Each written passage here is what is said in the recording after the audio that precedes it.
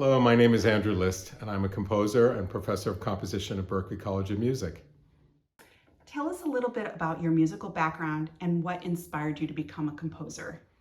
Well, I come from a fairly musical family. My brother's a musician, and as a child, I always wanted to be a musician. And one day, the St. Louis Symphony came to our high school and said, "This is what it would sound like if everybody played something different."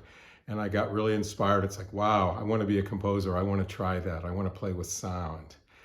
And I ended up doing all of my studies in Boston, and I've lived in Boston since I was a teenager. I went to the NEC and I got my doctorate at BU, and I'm still here, a Boston composer and a Boston resident. How would you characterize your compositional language? My music has a broad spectrum of sound. I can be quite romantic and impressionistic. I can also be quite boisterous and rhythmic. I feel people often say about my music that there's something that they recognize and something that sounds new.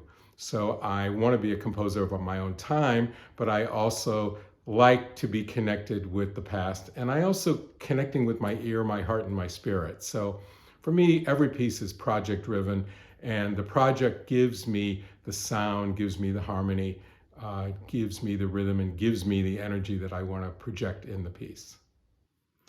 Tell us a little bit about the role of painting, places, and other external stimuli on your work. As I mentioned, my music is really project driven, and I often like to have external stimuli to get ideas from. I'm very inspired by art and nature. I have pieces about space, but I'm also very much interested in the human experience, and a lot of my music now is about social justice. I'm writing a new piece now called The Dignified Heart, which is inspired by three human rights leaders, Eleanor Roosevelt, Nelson Mandela, and Harriet Tubman. So, but I do like art, so I've had music about paintings and music about space, spiritual things, relationships. So these are the kinds of things, I think the more humanistic aspects of life give me stimulus to write something in my music and have something to say. Tell us how you approach a brand new piece of music.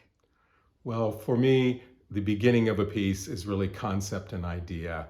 Concept and idea and inspiration for me are very much combined. So once I have an idea of what I want to do or something that's meaningful to me, the sound starts to come behind that. But I usually do think about the structure, think about the time, the instrumentation, and how can I create a kind of musical world with the concept.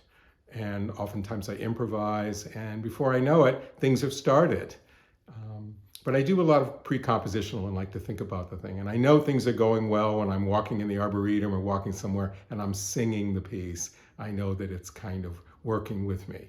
So I do have inspiration. I feel like I get a lot of inspiration and it comes to me. So it's almost like channeling sometimes. Tell us a bit about the Gargoyles of Notre Dame. Well, Paris is my favorite city in the world, and I'm very crazy about Notre Dame.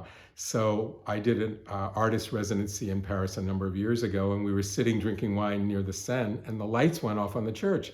And I turned to my colleague and I said, "You know what happens when the lights go out, don't you?" And he said, "No." And I said, "The gargoyles come to life, and they dance, and they scream, and they sing." So I got this funny idea about it. And then I walked by the church another time and I saw that a lot of the gargoyles had their mouths open. So I said, they're a choir, they sing. And so the idea of writing a piece about Notre Dame kind of came from that joke. And so it's a kind of musical fantasy. It's about 12 minutes, 11, 12 minutes in one movement. And it's about these gargoyles that look like stone creatures that were put there to ward away evil and they're also water drains from rain pipes and stuff like that. But it's also kind of about the gargoyles within ourselves, making peace with our own inner demons. And so the piece is meant to be fun and enjoyable, and it's kind of a magical piece, perfect for goblins and ghouls. And The idea is that in the beginning it's just very quiet, and all of a sudden as the sun goes down, they start to come to life, and they dance, they scream, they sing, they do all kinds of crazy things.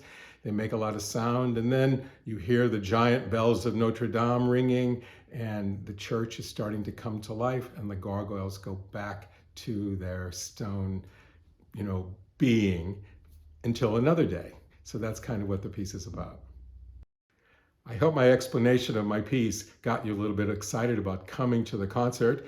It's called Gods and Monsters, presented by Chameleon Arts Ensemble, and it's going to be on the 29th and 30th of October. So we look forward to seeing you there.